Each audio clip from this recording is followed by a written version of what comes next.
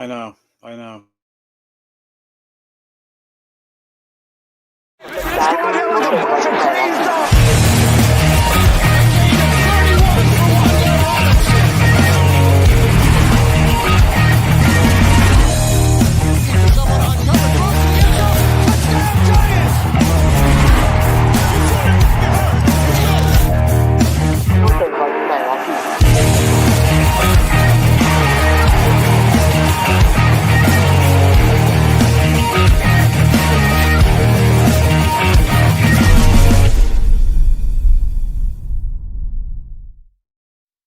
My camera. How about them Giants? How about them Giants? How about them Giants? Woo! How about them Giants, baby? Happy freaking New Year, people. 2025. Don't even believe I've made it this far, but welcome to another episode of Giants Rush. We're here every Monday, about 50 weeks of the year. I used to say 52, but it's roughly 50 weeks. So I'm glad you guys are hanging out with us. We got plenty to talk about. Again, Happy New Year, Happy Holidays, all that great stuff. We've been off for 2 weeks, kind of regrouping a little bit, taking some time off for family, good food, good drinks, presents, all that great stuff, right? The Giants season, look, I'm hugging myself, is finally over. It was definitely the longest season I can remember, but it is finally over. The Giants limp into the offseason, losing to a backup Eagles team 20-13. And we got plenty to talk about. Shane and Dabs back in the house, staying another year. Mara made all his announcements today, so we will go over that. We got Nails back in the room. We got Jokers here today. Plenty to talk about. We're going to do studs and duds. We're going to do a new segment called This Can Happen. All right, so we're going to bring that on, and we're going to do some new stuff this year. Keep everything moving fast. Let's get right into it. Let's hit the recap for today.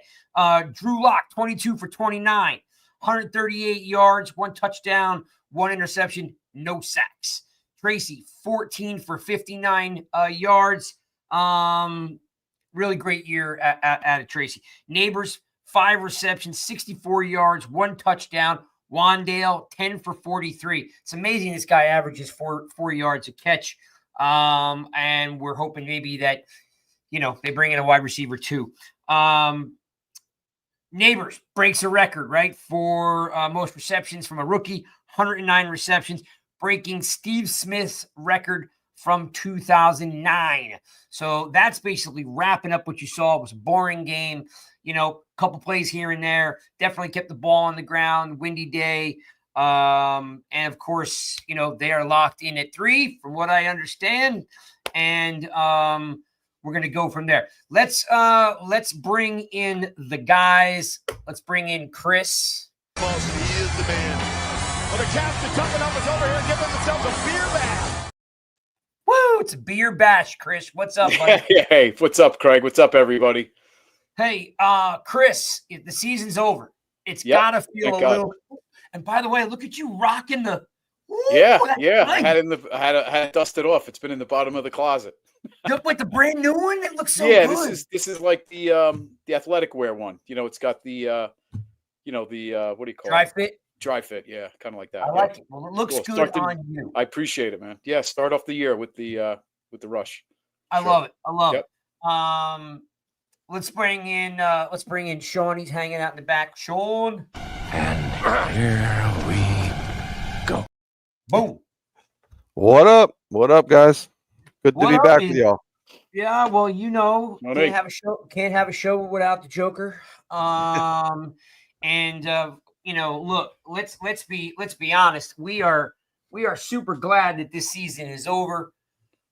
We were talking a little bit about how we just couldn't wait to get to the offseason because it was such a bad season. And to use this word lightly,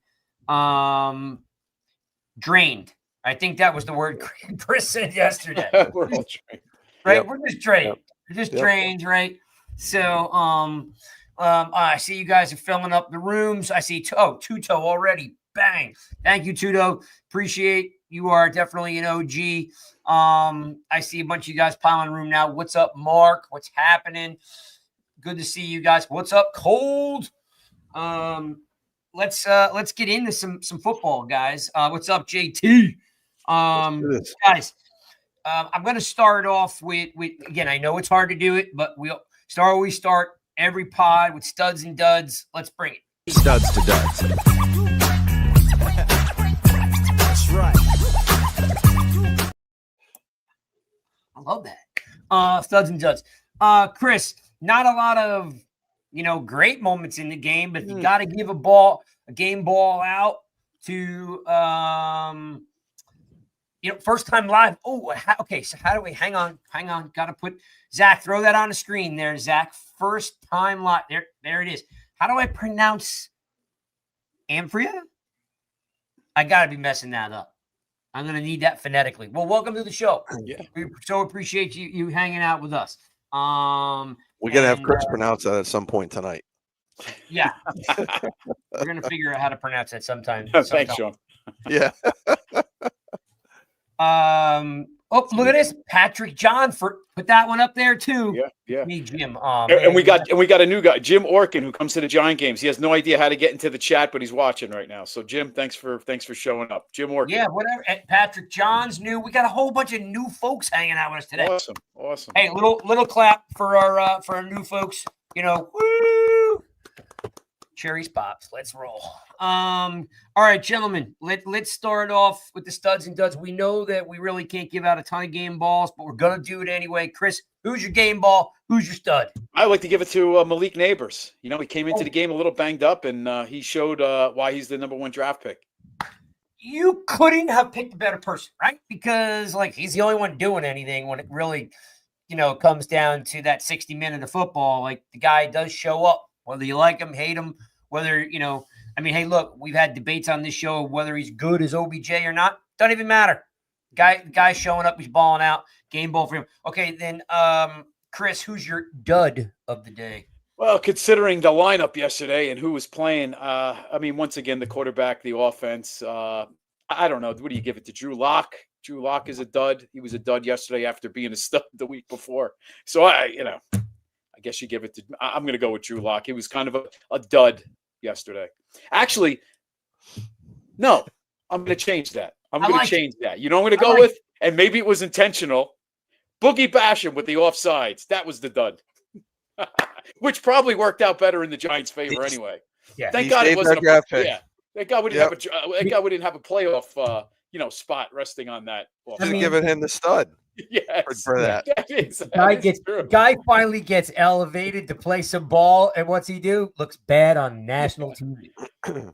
Yeah, not good at all. All right, again, Sean, not an easy thing to do. Who's your stud of the game? Who's your game ball? Yeah, I'm gonna go with Chris's choice as well. It's Malik Neighbors. I was thinking of changing it to Boogie Basham for the offsides that kept that drive alive. And depends how you look at it, right, Sean? Right? So yeah, but no, Malik. He showed out. He's been showing out the last couple of weeks with yards after catch, and man, that touchdown, that second touchdown he had was beautiful. Little tap dance. Yeah, a little tap dance, reaching the ball out over the pylon. Yeah, that was beautiful. That's what I want. I can't wait to see more of that next year. Yeah, which is absolutely crazy. Guys, here's the thing. Look, we don't need to get too deep into this, but it's absolutely crazy that Malik Neighbors has had himself 1,000 yards, 109 receptions from the worst quarterback room, is that what it is? 4 different quarterbacks. Oh, 4 different quarterbacks. I thought you were going to say 4th from the bottom. We have some of the worst quarterback play, in the NFL. How the heck does that happen? What I will say, and we're not going to get too deep into it. We're all applauding, but yeah, we're all excited. Well, we are. We're all like, "Hey, Boogie Basham." It's just incredible. When you have a good quarterback, what can this cat do? 1,600 yards, right? 1,500 yards, or at least from a touchdown perspective. What did he wind up with for the year? 6, 7? Yeah, it's going to be an interesting maturation process to his game because it's he hasn't played with a great quarterback, and who knows what he can do moving forward. All right, guys. Appreciate that, studs and duds. We do that every single week. Give out a game ball for who? Oh wait, did I get your dud, Sean? You did not get my dud. Bring it. Deontay Banks, who struggled against second and third wide receivers. Unfortunately, the man can just not play zone defense for whatever reason. But yeah, he looked bad against second and third string wide receivers. So he's my dud. Yeah. I didn't really have any skin in the game on this one, but you guys kind of got me like fired up, right? Because I, definitely Neighbors is the stud of the game. You know what I mean? Really hard anybody to think like who else would I give a game ball to, right? Really hard, right? Because like it was such a boring game. Nothing really happened in the game. Like I kept waiting for something to happen. So. Yeah, giving a game ball out is not, maybe what do you call it on the front on the defensive line had a decent game. What am I, Johnson, or even Fox, like they were active, right? They were active around the ball, kind of a thing, right? But definitely hard to come up with a stud. Dud, I was caught like Thibodeau just playing against backups, like I thought he'd have 4 sacks, you know what I mean? And then when he does get a sack, he hits the quarterback in the head, and you're like, come on, man, really? Like, just, you got to know better by now. And, like, you're playing against backups. I mean, I know Burns is a little banged up. He's got a groin, got an Achilles thing going. I don't know. Banks definitely is up there too, right? Like, and you know what, Sean? I don't think it's that he can't play. There's 3 things I think that go on with Banks. And again, we can get into this a little bit later, but to keep the show moving. 1 is I don't think he's got great confidence. 2, we all know he doesn't work in this scheme very well, right? Just this zone that they have him in doesn't, whatever reason doesn't pick it up real well. The other thing is that someone on this earth needs to teach that boy how to turn around and look for the ball. Like he's just clueless, like where the ball is at any time. I'm watching Banks talk, Carl Banks, who we had on 3 weeks ago, talk about him last week, saying like he shows like good coverage skills. Like he's in the right area. He's not burnt. He's not chasing receivers down from behind. He just has no ball awareness. He has no idea where the ball is. And he's just, he's literally hitting them early, right? And doesn't need to. And another first-round cornerback with the same problem was DeAndre Baker, right? That was one of his big problems, was ball awareness. Yes. Very similar to that. Yeah. Yeah, I mean, it's a great Baker too, right? I think Banks is better than Baker, but sure. I mean, but ball like awareness, he doesn't have any awareness, Chris, of like anywhere, because he's always. It'd be different if we saw the back of his jersey all the time and he was running behind someone to catch up. He's right there. Yeah. He just doesn't have any ball skills for right this point in time, which blows my mind, right? Mm-hmm. Like they just need to teach him ball skills, or he's going to need to go to the slot, or he's going to need to do something, right? Because he's here for another 3 years, right? So they're going to have to figure something out. All right. Let's talk about I guess we recapped it. We do studs and duds. Let's just real quick, because I do have that new segment I want to get to. Let's talk about quickly about Dabs and Schoen being back. Dabs and Schoen, if you don't know, if you live under a rock, you're not paying any attention to what went on today because you're jamming. Dabs and Schoen stay. Mara comes out. And by the way, if you listen to this show enough, you'll hear Sean mispronounce his name every single time. All right, but we're used to it by now. Yeah. So put it in context. He says, that they, both of them are going to stay, continuity, the whole thing. But he expects changes. Sean, what was your reaction to? Was it a good or bad? They stay, they go. What was your thought? Yeah, I mean, I'm glad he brought them both back together as opposed to splitting them up like he's done in the past. So I like that. They're doing it together. I I think if they do have a vision and they can execute it, the biggest thing for me is, can they get their quarterback? That's the thing for me. Okay, let's see who they're going to get to run this offense, to be the quarterback, to be the leader, and what can they do with that type of guy? Because it was clear that the other guy wasn't their guy, right? So I like, again, he didn't split them up, so maybe he's learning a little bit about things, and he he's convicted in his decision. He's like, this is what I'm gonna do. He didn't go with fan sentiment. He said, the planes, he saw him, he noticed him, but it didn't factor into his decision. So he made, I said on here, make a decision, make it with conviction, and it's what he did. So I at least like that part of it. Okay, I'm cool with that. Chris?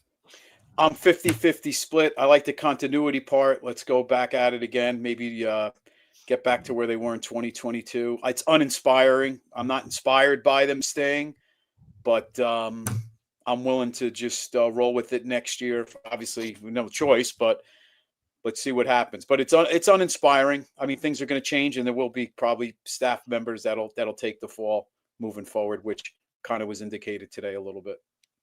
Yeah, that was said that Mara's expecting change. And what I got out of it, guys, I wrote this down here somewhere, that my kind of take on it was like, this is a playoff mandate. I'm, like, hey, look, go out, get a quarterback, go out and get a wide receiver too, do whatever you got to do, but you got to make the playoffs or you're gone. Like, it reminds me a little bit when Reese went and he overspent on Olivier Vernon and a bunch of dudes. Some of them worked, some of them didn't, right? And Gettleman as well. Yeah, and Gettleman as well. Yeah. So it felt to me that was the edict, right? That it was like basically saying, like, without saying it, if these two cats don't not only just turning it around could be 5 wins, 6 wins, right? To me, I took it as, if you boys don't win 8, 9 games, you're not going to be here. So I'm expecting, and I've said this before, Sean, Chris, you've heard me say it. Mm-hmm. The only way you make a bad team good in the NFL is to have drastic changes.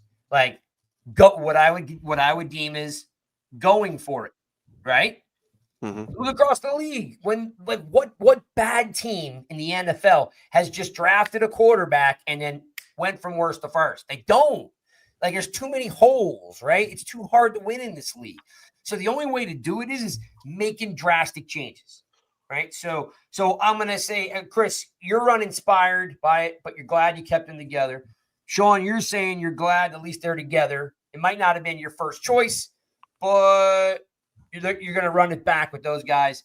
Mara says expect changes to come. He wants changes to come. Chris, what are these changes? I anticipate Bowen leaving soon.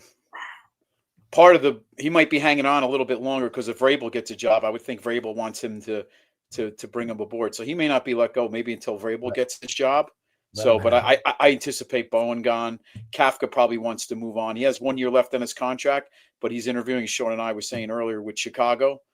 Right, Sean? That was Chicago? Chicago and New Orleans. Chicago and New Orleans are the 2 ones rumored to have interest in wanting to interview him for their head coaching jobs. Oh, head coach. So even if he doesn't, who knows? Maybe he moves on too. I have a feeling, and I'm not sure how happy about this. We'll talk about Ken Dorsey, right? Dable's old buddy from Buffalo. He's out there, so I wouldn't be surprised if Dorsey's brought in. All these things are up there, but I would think a couple changes. I don't think it's just going to be Bowen. I think an OC is going to come in. Sean. Yeah. Oh, sorry. Go ahead, Chris. No, I was saying, I don't, whether Dable calls the plays or not, I think somebody's coming in to help out on the offensive side of the ball. Okay. Yeah, I'm kind of with that. And we had Ryan Dunleavy on 2 weeks ago. If you haven't checked it out, it's on the YouTube channel. I hope you guys are all subbed in. That helps us out. NY Giants Rush on YouTube. Sean, one thing he said, and I thought it was actually one of the better interviews that Ryan's done, was like, if you're new, we got a bunch of new folks in the room. Patrick, a bunch of people that are new. We usually interview every beat writer twice a year. They come on in the summer and they come on during the year. We've got Patty Trainer and Ditino and Ryan Dunleavy and Marash. We get these guys on. Dunleavy was like saying that we thought Davis Webb would be a really good really good, pick to bring in. And I kind of like agreed with him. And it's kind of stuck with me. Like, look what he's doing now. You know what I Yeah. mean?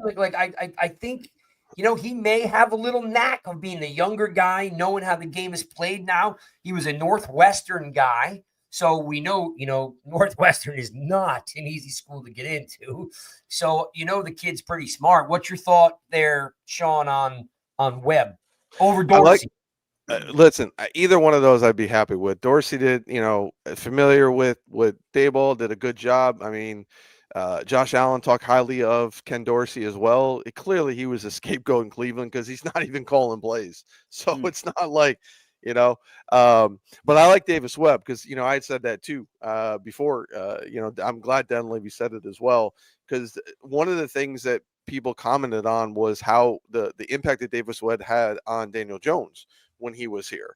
And when Davis Webb left, that was the thing. So I'm all for Davis Webb coming in and being an OC, and I'm all for, Ken Dorsey. I like what Dorsey has done, both of those guys. I think we need somebody like that, especially if we're going to get a young quarterback that has to be groomed.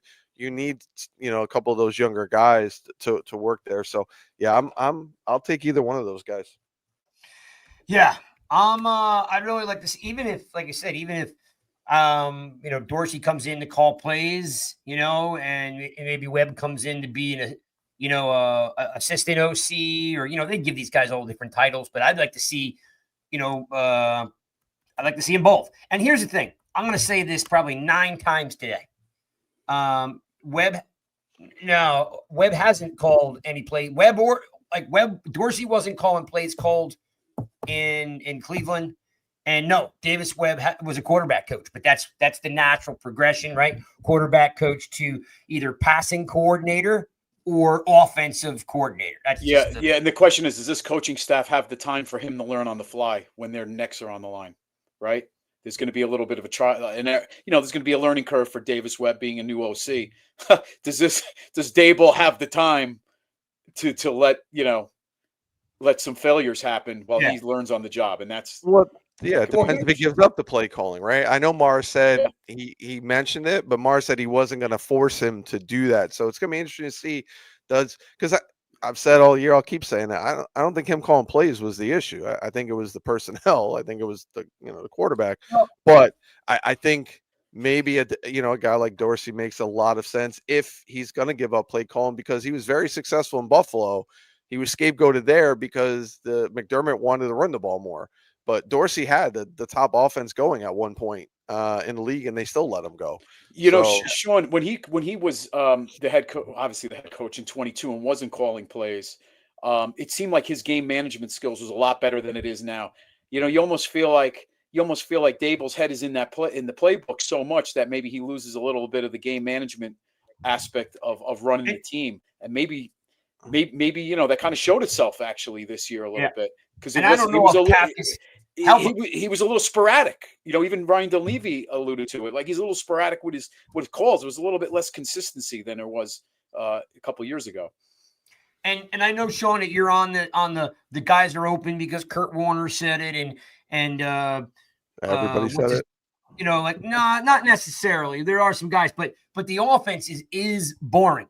It is boring, and it is not a dynamic offense when you look at the rest of the NFL, what people do. Yes, were there guys open? Like, when you're a bottom of the basement team, you're dying for anything, right?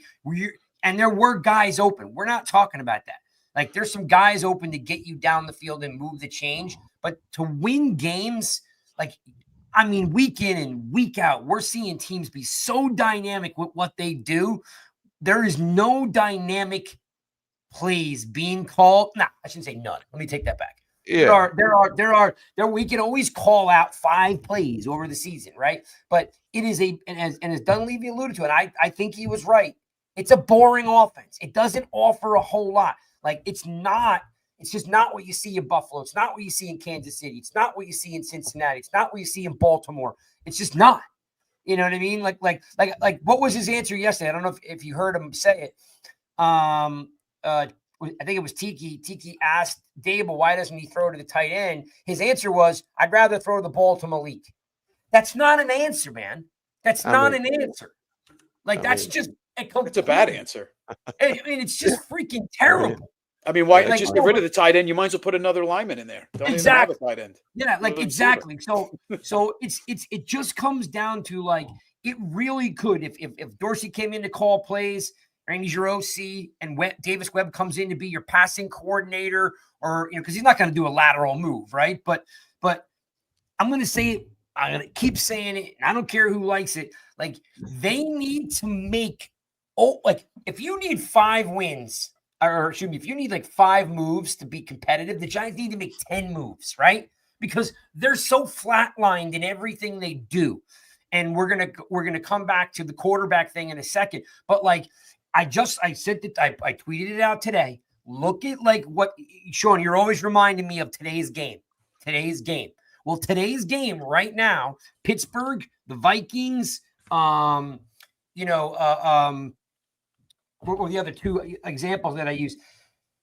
These teams that are going from bad to good, not great, from bad to good are they're going for it at the quarterback position. Yeah. They're bringing in 2 legit quarterbacks. They're not saying this whole concept of, oh, this is the guy. We don't know. We can't rest on he's the guy anymore. Pittsburgh has been in the playoffs for 18 freaking years. A winning record for 18 years. Mm-hmm. And they were like, we're bringing in Fields and Wilson, right? Or Vikings are like, we suck. We just couldn't get over the hump with just Cousins. Bring me Fields. And then they bench Fields 4 games in to go with Wilson. Like, they're going for it, right? Washington's like, I'm drafting Daniels. But bring me Mariota because he's a professional quarterback and a first-round pick. The New York Giants need to stop effing around and at every position, overdraft, overspend, bring in more competition to turn this around. And I think it's going to happen because their necks are on the line. They're not going to make it out of next year if they go 5-12. Oh my goodness, 5-12, Chris. You and I are going to, throw ourselves out in the middle of the lake and jump off with weights tied to our ankle. It's never as bad as it seems. It's never as good as it looks. But this all revolves around the quarterback position for the last 6 years. Yeah. And Mara said today, and Shane said today, the quarterback's the most important position. And Mara himself said, if we resolve the quarterback position, the rest of the roster will resolve itself. So even he is starting to understand how important the quarterback. So go ahead and get it. That's fine. Like, get 2 quarterbacks, bring them in. But I'll say this, just backing up real quick. Was the offense not dynamic when they scored 45 points against the Colts? When you score points, it's going to look dynamic. When you have quarterbacks that can't do what they need to do in this offense, it's not going to look dynamic. So I don't know how you can say it's not dynamic because we haven't had a dynamic quarterback that makes deep throws. Think about the Thursday night game we were all at, watching that.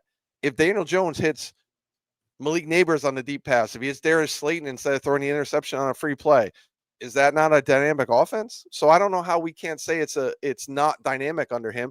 Buffalo Bills, when he's the OC, was it not a dynamic offense when he was there? You have to have the guy that can make the offense work.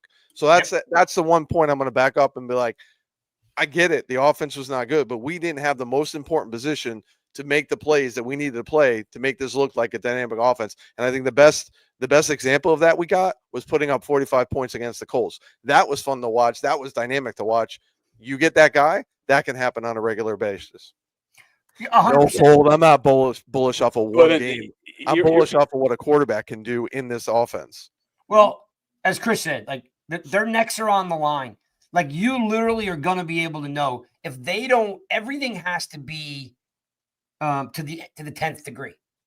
Like if you don't overpad this team, they'll just fail again, right? Because everything the Giants have done this is what I've said. You and Chris and I have talked about this.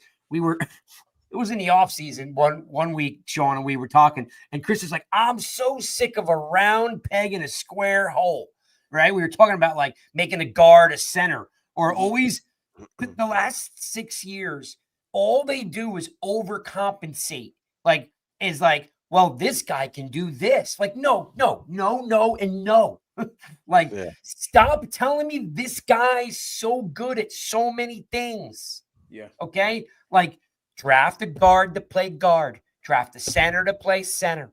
draft. Like, I want great players. Every great team has, 6 superstars. This team has 2.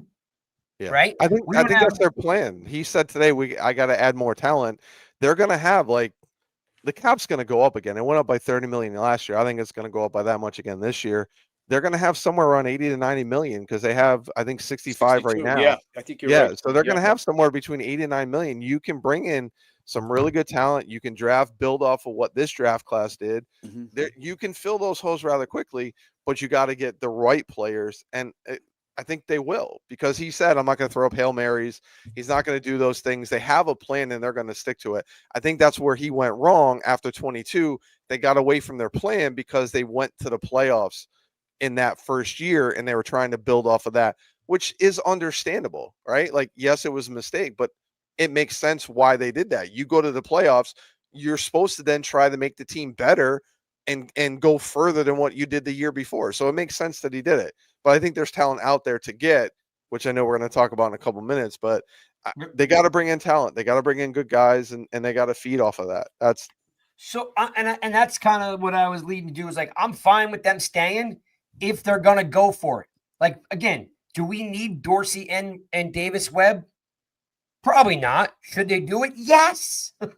Yes. Just do as much as possible.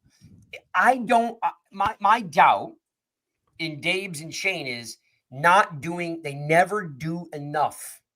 Okay. They never do enough. They take it as like, well, you look at his drafts. Everyone on the damn draft is a B player.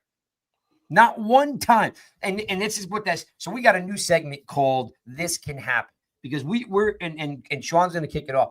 But what we wanted to do this year is talk about stuff that's real. Just stuff that's real. Like, we all want things. We hate guys for no reason. We love guys for no reason. Like, we need to start working in reality. We want this podcast to be as real as it comes, because most of the stuff out there is fantasy world. Like, we all have opinions and we have fun. No problem, right? But the team to be better. And I know I said nobody goes from worst to first, and someone said, I can scan back through it. Maybe Zach can find it for me. There's a quote in there somewhere about the Texans. I mean, like, the Texans still haven't won shit, right? But, I mean, yes, they are an improved team, and that's one team of 32. If the Giants are going to win 10 games next year, you're going to have to drastically – there it is. Houston did it. Thank you, Ted. Yes, Houston got better because they had a great quarterback, right? And they got this really cool dynamic coach that everybody loves, right? And they're playing smash mouth defense and stuff. Like, there's always going to be an anomaly. Just the way the world works, right? Lightning in a bottle. The Giants have been down so long that they need to overcompensate everything that they do. The minute the Giants go back to status quo, it won't work. That's it. Like, so we can argue that Sanders or Ward are the best 2 quarterbacks in the draft. I'm cool with that. It doesn't mean, like, you think that means that they're going to win the NFC East. They're not. You still have to bring in another quarterback in case it doesn't work. And you don't have time, Craig and Sean, because as you guys know, free agency starts in March, new league year. So if you're going to make a trade, you're going to get one of these guys. It's before the draft, and we'll see the writing on the wall. Because if it's a Taylor Heineke, then you know what they're doing. Yep. If it's a David Carr or they pull off a trade for a Stafford, then you know what they're doing. Yeah, perfectly said. Perfectly said. And by the way, guys, there's a difference between what they do and what they should do. They need to bring in, and Sean, you may feel a little bit differently on this, but they need to literally, there are 5 guys out there that you need to bring in, and that's it. And I don't even know if it's 5, right? You know, that, like, it's pie in the sky, right? It's pie in the sky. And what Christian said, Stafford, Carr, Cousins, Russell Wilson. And it did come out, that they wanted to pull off a trade. The Rams were 3-6 at the time, and then they had won that Monday night game, and that trade came off the table. But that they were looking to pull the trigger on that Stafford trade back in October. That possibly was going to happen with the Rams. Tell me more about this, because I didn't hear this. Please. Did you hear this, Sean? The Rams were 3-6 at the time, and they had a Monday night game. They actually won that game, got them to 4-6. Yeah. The Giants were calling during the trade deadline, and it just so happens the Ram had won that game, kind of put them back in the mix a little bit, and that trade had stopped. There was no more negotiation. That came out through a couple beat writers that was the case. I don't know if it was Duggan or Dunleavy, but that was confirmed that there was talks in a trade for Stafford. And I did. that win on a Monday night kind of put everything to rest. I didn't hear about the Giants, but I did hear that same thing with Cup, because they were open to trading Cup Yeah, as well right, to that. whoever. Mhm. And once they started winning, and I mean, good thing they did, right? Because look what they're doing. Yeah. But Zach, no, I see didn't if hear you that the can find Giants. Yeah. Zach, see if you can find anything about that, confirming that from either Duggan or Dunleavy or any of those guys that during the trade week. I'm sure, Chris, you're spot on, but I just Yeah. want to see it. I want to highlight it. I want to talk about it. You know, that because fan base has been crying their freaking eyes out all year long, right? That's something that should. That's why if that went under the radar, that should be. Well, it was kept quiet, and then it came out like a month later. Yeah. Zach, see if you can find anything about Stafford being traded, or the Giants calling about Stafford, or the Giants calling about Cooper Kupp. But make sure, Zach, it's got a real source to it, like not like a knucklehead. All right. So we were talking about this new segment, and by the way, thanks for everybody for tuning in. There's a ton of you guys popping in. I see there's about 200 of you people popping in through Twitter and YouTube. What's up, K-Mac? Appreciate you're in the building, my friend. Guys, we talked about trying to be real, right? Just having stats to back up everything. Feel terrible for my son. Why, K-Mac? What's wrong? Tell us. What happened? Why is your son bummed out? He's a new Giants fan. He's probably 6 years old. Giants fan. I know. Put it this way: little Rush, who isn't very little anymore. He's bigger. He's bigger than me now. Little Rush is like 6 foot or more. You know, a little bit more than 6 foot. He's 185 pounds. So Little Rush ain't so little anymore. But he's like, Dad, why do we suck so bad all the time? So I'm feeling you guys. I get it. We want to stick to just what's real and what's not, right? So we're gonna do a segment called "This Can Happen."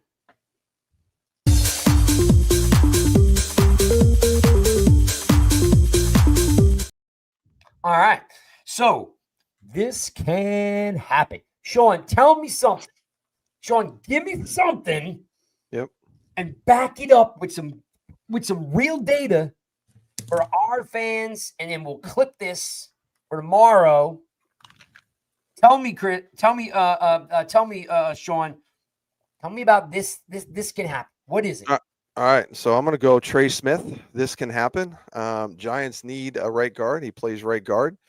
He's 25, so he's a building block foundation on that line. We need to get back to the trenches. You think of an O-line with Andrew Thomas, Illuminor, John Runyon, JMS, and Trey Smith. That's a hell of an O-line, and now makes some of the other guys as depth pieces. So makes that better. You know, Aaron Stinney. You have Van Roten, who can do center and guard. So that clears that up.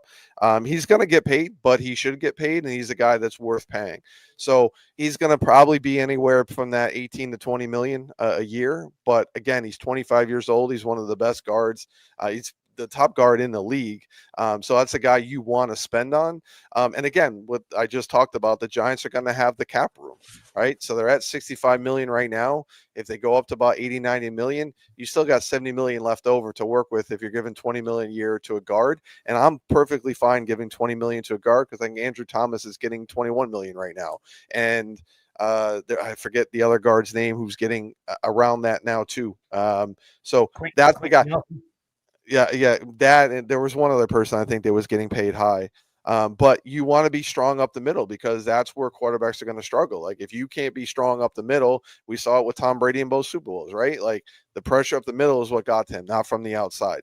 So hell of a run blocker too. So we get some nasty guys in there. And the other thing I may add is his health concerns may drop his price down, so that could make it more affordable for the Giants as well. Because again, he dropped in the draft because he had the blood clots and whatever else. So that could be something that plays in that lowers his contract value a little bit.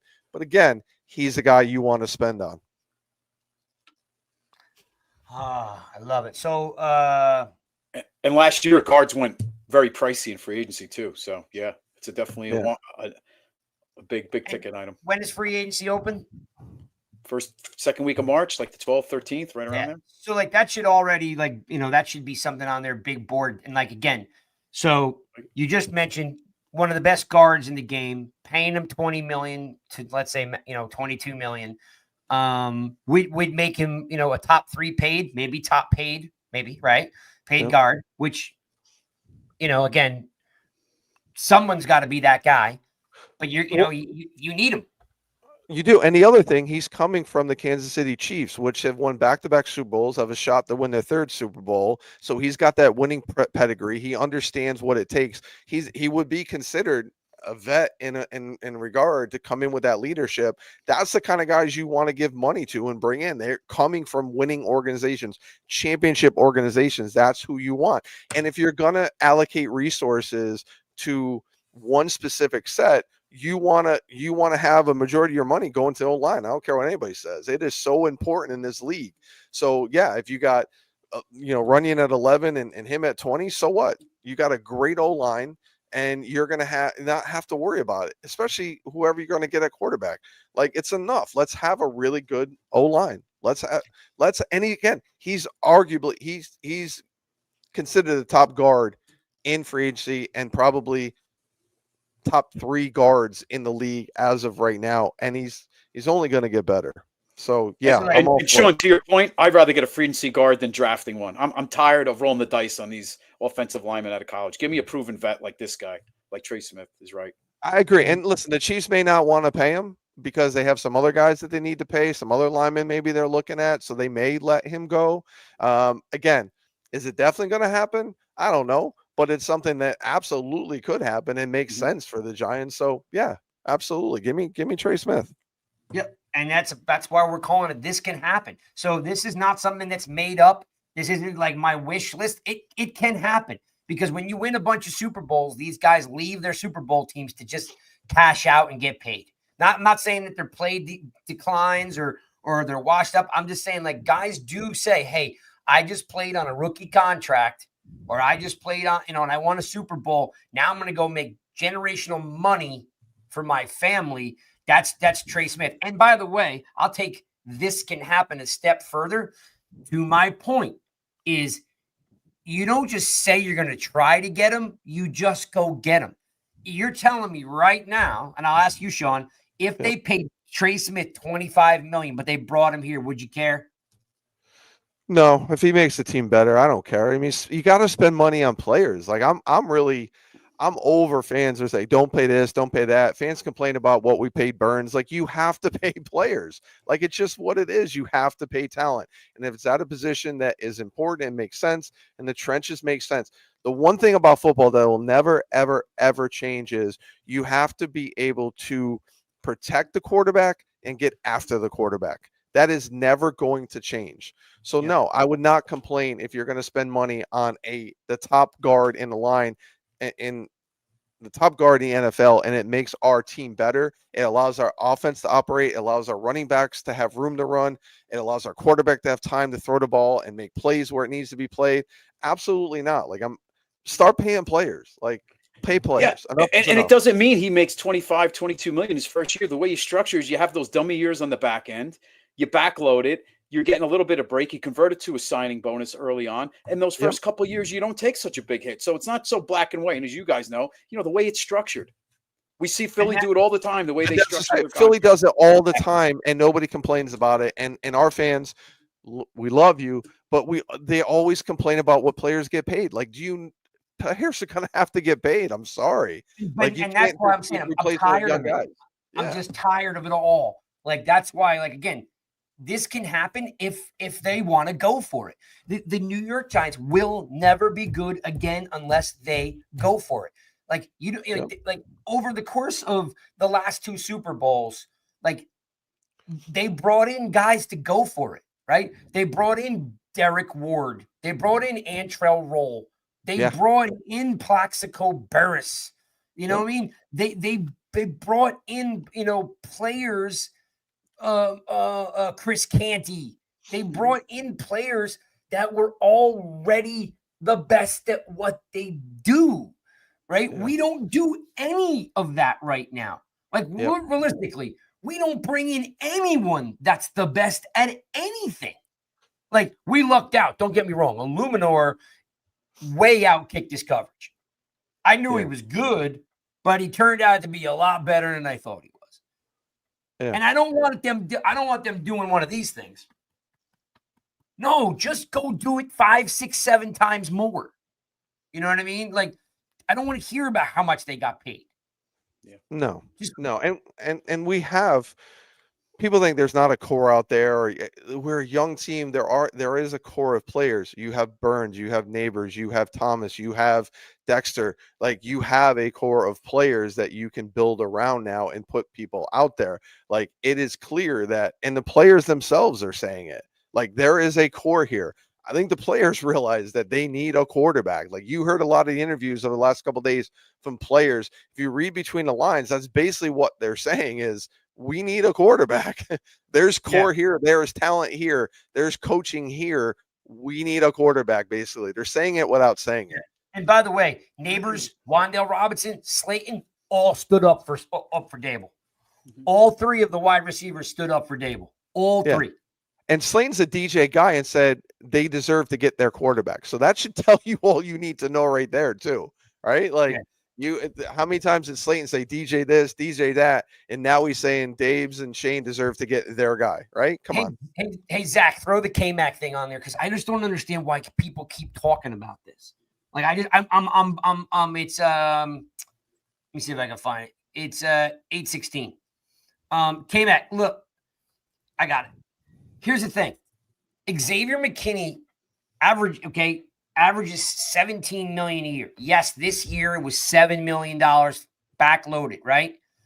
The Giants are not a playoff team. They were never going to pay a safety $17 million. That money went and got you a Luminor or Runyon. Like they, okay? And we can hate, but we need to be real. Let's just talk about facts. They brought in Runyon. They brought in a Luminor. The week that Andrew Thomas got hurt, game 4, game 5, can't remember exactly what number it was, Daniel Jones was on pace to be sacked 34 times less than the year before.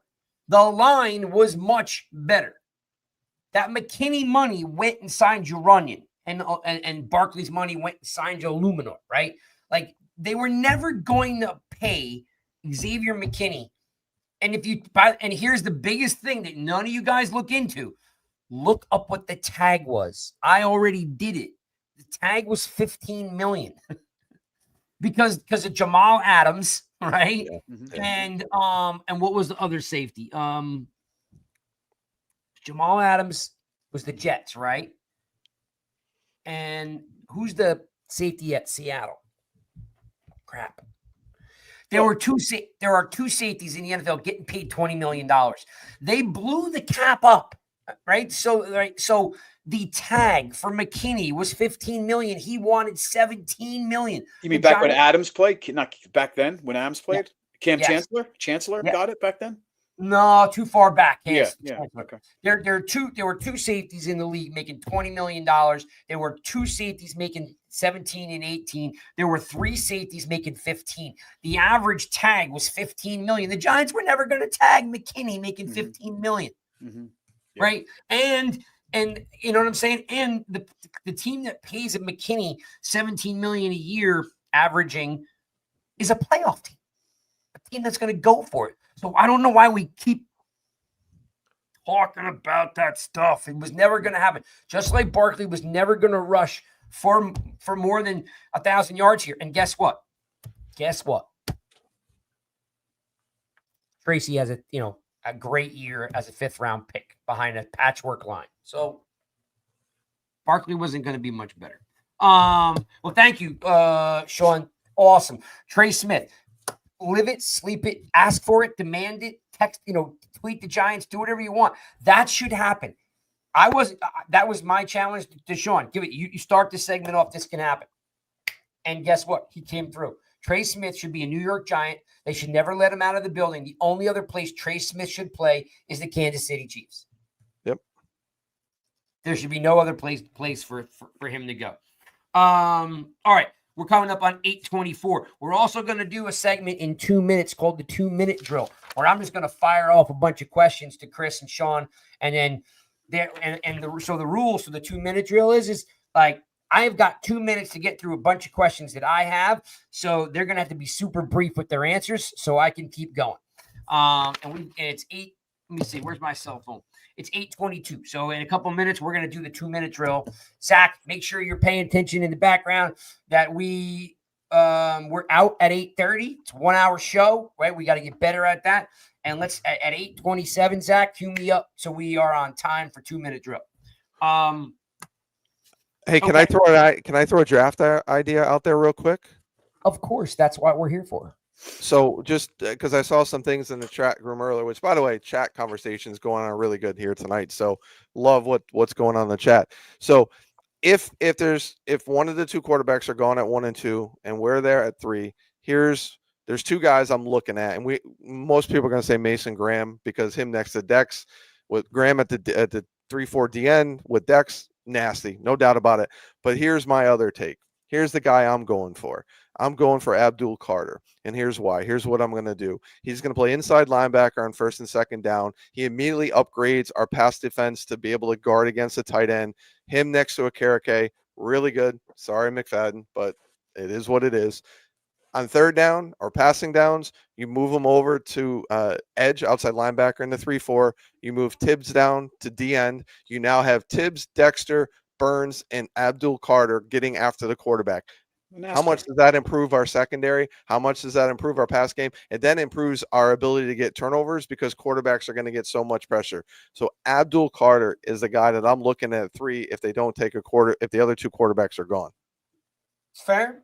I mean, I'll always have a problem with, ignoring the cornerback position or the quarterback position. Like I'll definitely, it would be typical Giants to draft another guy at a position that there's already a guy there and not address the position that they need to address. I like what you're thinking. That makes a huge difference. But for me to just say the pass rush is going to fix the DBs, our DBs are just atrocious. They're just not good. So I would struggle with that if they did that. But it makes sense. Makes a lot of sense. I don't know if I can handle not drafting a corner.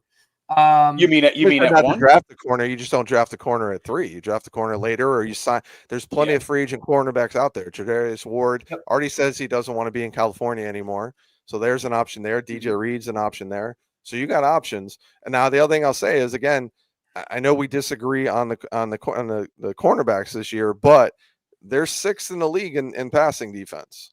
So you add more pressure, it's going to make our cornerbacks play that much better. Not saying we don't need a cornerback. I'm just saying it'll help.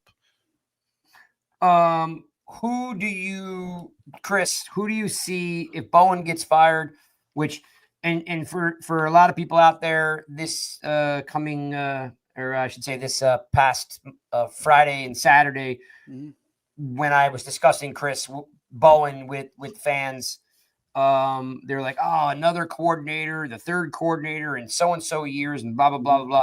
Like, people make mistakes all the time. Bowen did a lot of good work with the Titans with no stars. Justin Simmons he had up front. Yeah. But Chris, with the running game, the biggest knock on him is that he doesn't vibe well with the personnel that he has. Yeah. I mean, everything looks different, right? Like McFadden's doing better playing Okereke spot. Okereke, who's we all know is a flat out stud, never figured it out. Banks looks terrible. Pinnock looks like, what the heck happened to that cat? Yeah. Well, and after Mara's comments today, I think his writing's on the wall. He's probably going to be gone. And there's 2 names out there, like Alou and Arumo, who was just released today from the Bengals, has Giant ties back in the day. And I don't know much about him. He was a horrible head coach. But Matt Eberflus was a defensive coordinator once before. Was with Dable back in Cleveland in 2009, 2010. So if you want to connect the dots, there's a relationship there. I don't know what that means, but those are just a couple names. And a few other guys are going to be let go. Gus Bradley was just let go today as well, who did a terrible job. By the way, shout out to Milan on the West Coast. Good to see him hanging in there. I know he's been wanting to jump in here, and I give a shout out. I think I missed Ted before. Can we call in today? No, I don't have the live set up for you to take the calls, Milan, but I will tell you, and I think you're aware of this already. For the 5th year in a row, we do what we call Fan Appreciation Day, is the draft. So we split the team up over Thursday night and Friday night, and I invite 40 people to come on Thursday. We invite 40 people to come on Friday, and you guys basically run the show. You know, you say anything you want, you can react to the draft picks and so forth. So I don't have it set up for calls. It's a little bit difficult to do through the platform I have. But talk to me. I mean, talk to us. Let me know. I know you had some stuff on your mind, and I do appreciate you tuning in. The Uberflus thing is I guess okay, but Chris, what kills me about it is that would be status quo. So that's just normal. That's like let me get my guy who's not any good anyway. Well, Dable, he wants somebody I would think that he has a relationship with. He didn't know Wink before last year. I don't know if he knew Bowen really well before this year, but you got to think in the way things are lining up going into next year, where it could be it. You would have to think he has to have a relationship with somebody he brings on, or you bring in someone who's just a badass defensive coordinator. Instead of like hiring your friends. I understand, but the defensive coordinators are out there, guys that are let go. They're head coaches that have been fired, knowing that they're on a short leash. So they come here. Salah could be an option, but he's going to be wanted, right? Or you look at maybe an Andre Patterson, who's a defensive line coach for the Giants, who's done a good. Why hasn't he been mentioned? Giants, but that's typical Giants. Just do what's safe. Do what is safe, or you tell Robert Saleh he's got a house here. His kids are in school. The guy's got an enormous family. I think he's got 5 kids. But if Saleh he's well known to be a good defensive coordinator. Looking at why the heck would he come here knowing that he might be out of a job again in a year when he can go to a team that may be losing a coordinator to a head coaching job? Because he may become a head coach here. He may have a shot at head coach here. I don't think Dable would want a guy that thinks that he's going to take his job, right? Why wouldn't Saleh think he was? If he's here, he's not going to be a head coach. He's gone too with the rest of them. Couple things. Not necessarily. Yeah, it isn't necessarily. You're right. Wait, hold on. Cole, I wanted to apologize to Cold for last year. Cold, I will make it up to you, my friend. He wasn't happy with where he got stuck in, but I think it had to do, Cold, with just the dates that you could do. But I promise I'll make it up for you this year. All right, back to Robert Saleh. And listen, I love Saleh. I would be great if he would come here. I don't know if that would happen, but yeah. You gotta go for it. Pay the man. The New York Giants. Pay him. Yeah, you said it, Sean. You got to pay him. You got to pay him like a head coach. Yes, but here's the thing, dude. Yeah, I get it. Yeah, Uberflus. If you bring in Uberflus, we're losing again. We're losing again. Listen, the name alone doesn't ring confidence. Yeah, I can't do Uberflus. As good as he was, I can't do it. Now, Lou Amarua, I can do Lou because number one, he's a big reason why Cincy made it to the Super Bowl that year with a rookie quarterback, and since he doesn't pay, they let good guys go on defense in Cincy. They let Jesse Bates go, who was a high-paid safety. They let other guys go. So he's kind of the scapegoat this year because Zach Taylor is not a good head coach at all, and they focus on the offense. So Lou, I think, is a non-typical, to your point, Greg, I think he's a non-typical Giants move, even though he was here as a DB coach. Yeah, that's kind of a safe move too, Craig. You can look at it.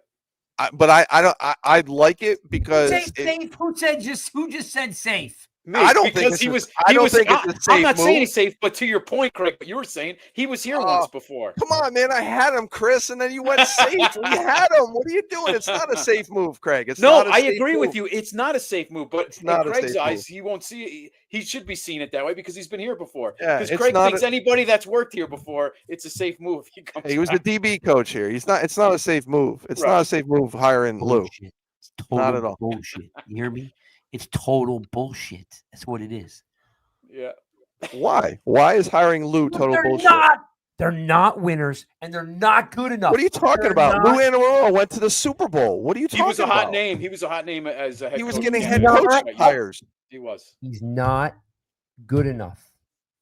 I think you need to lay off the whatever you're on But Craig, over there. No, because you guys. Just Listen, want- Salah's the first choice, no doubt about it. But Lou Anarumo That's it. is like, But that's it. He's the first choice. Go when okay, Sean. When do the New York Giants ever get first choice? Never. They always get what's left over every single time. You walk into Salah and you say, you give him you do what you just did. Trey Smith. You gave me 10 reasons why Trey Smith should be a Giant. The only reason why Trey Smith won't be a Giant is if he goes back to Kansas City because he loves Andy Reid and he loves, playing in Kansas City. Otherwise, you go and you pay him. You sit down with Salah and you break out the paper and it says you own a house here. Your kids love it here. They have friends here. Your wife's got friends here.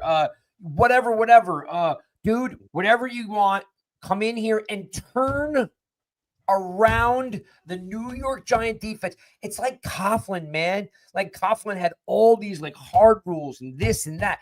Make the Giants great. And the way you make them great is by not putting Uberflus or some. Well, you want names? You got to throw some names out. I'll give you a name. You want Mike Zimmer? Mike McCarthy's contract's up next week. He's trying to get an interview with the Bears. McCarthy goes. Maybe that whole coaching staff gets dissolved. Does Mike? Maybe you grab a Mike Zimmer if that happens. Is he too old? Is the question. He was defensive coordinator this year and did a heck of a job the second half of the year with the Cowboys defense. I'm asking you. I'm not killing him. I'm saying, do you think he's like you want a younger guy? Not old enough to have a 28-year-old wife who he's just got or a girl he just got engaged to. I think he's 60. Zimmer? Yeah, I think he's like 64, but his girlfriend's about 30. He's younger than Belichick. He's so Hell yeah. All right. Okay. All right. Well, now you see what I'm talking about. Like, well, things got to happen though, Craig. Right? Think dominoes got to fall for a guy like that.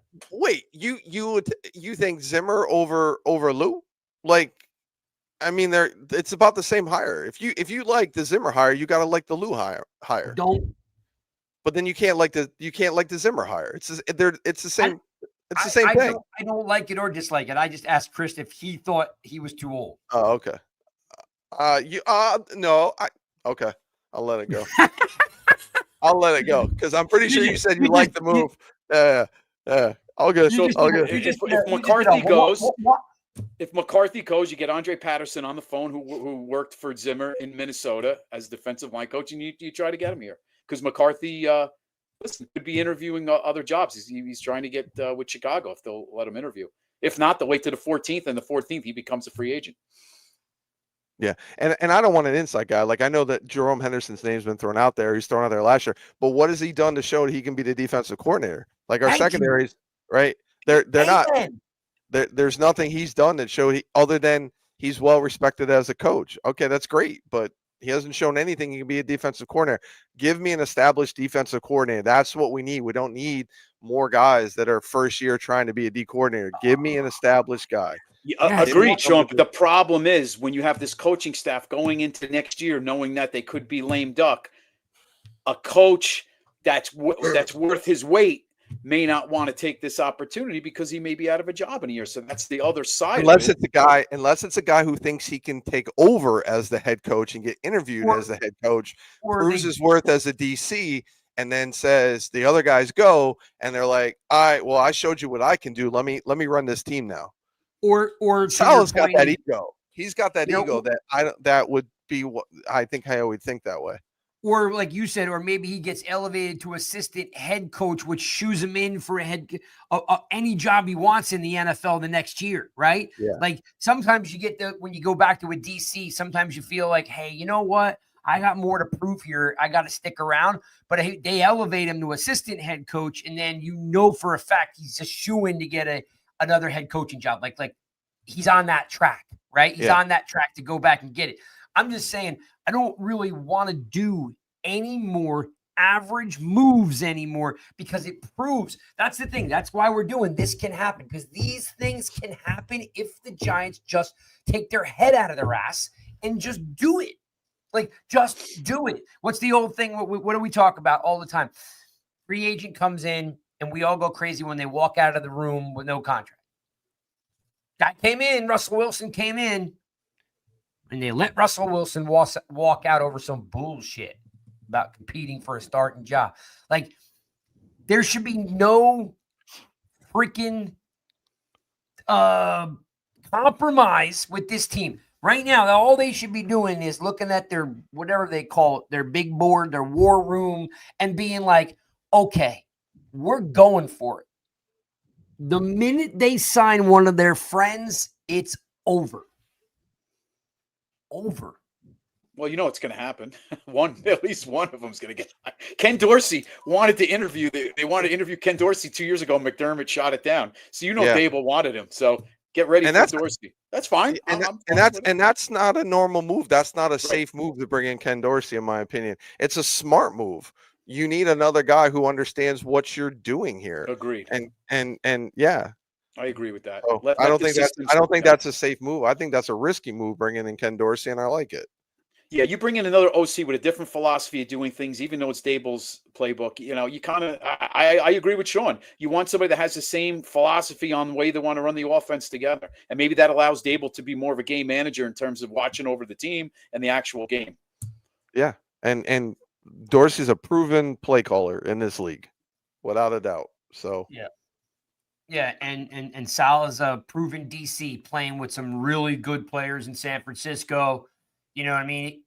Yep. I don't know. The only thing is, again, is his ego too big for Dabes? I don't know. Mm-hmm. I mean, can you have just add another? You got a bald-headed head coach and a bald-headed D coordinator. That's perfect. Bring them in. And a bald-headed offensive line coach. Priscilla. By the way, bring in more bald-headed dudes.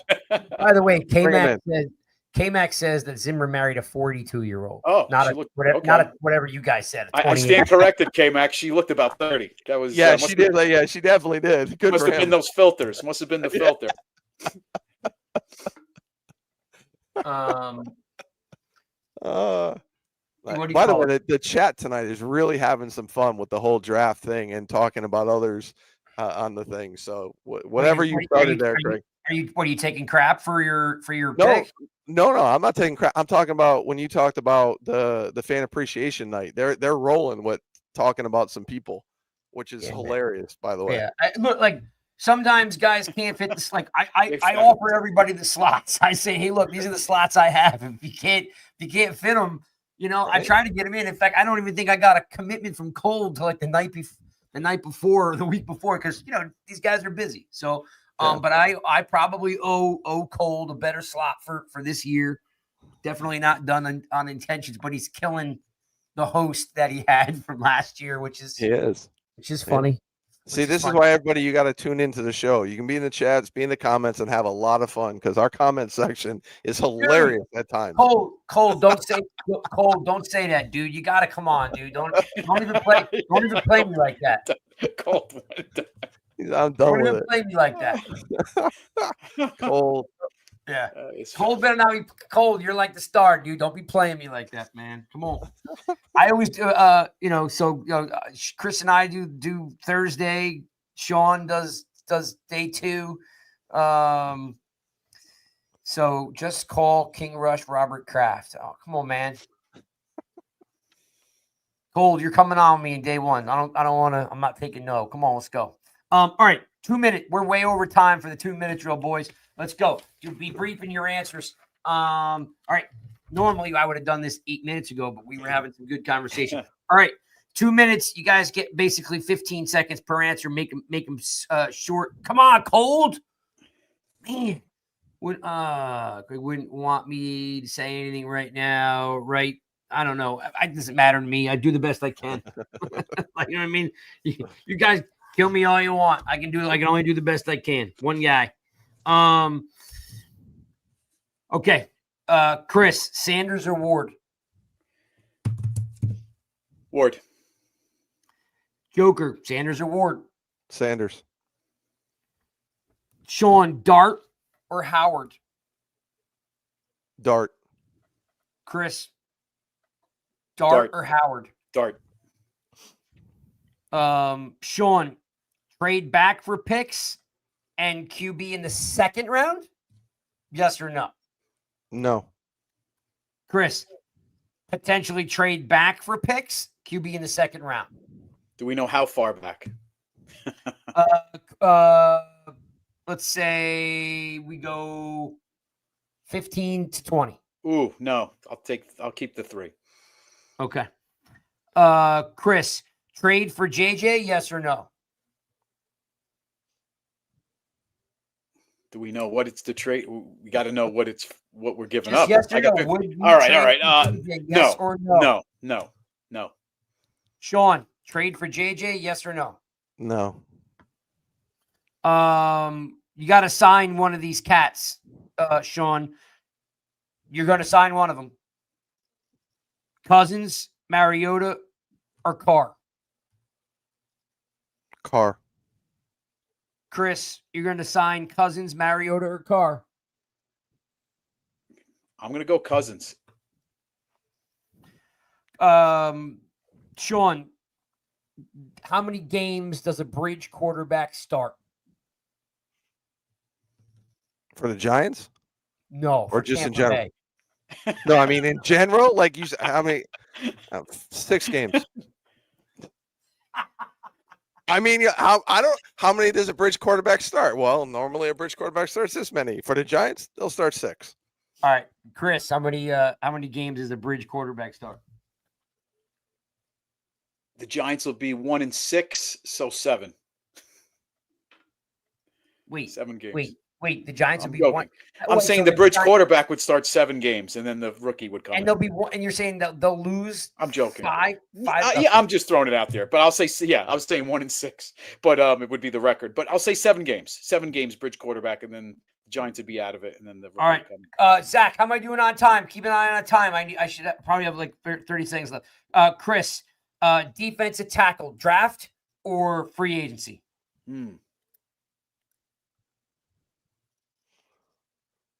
Free agency. Sean, cornerback, draft or free agency? Free agency.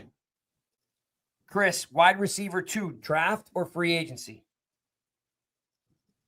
Free agency.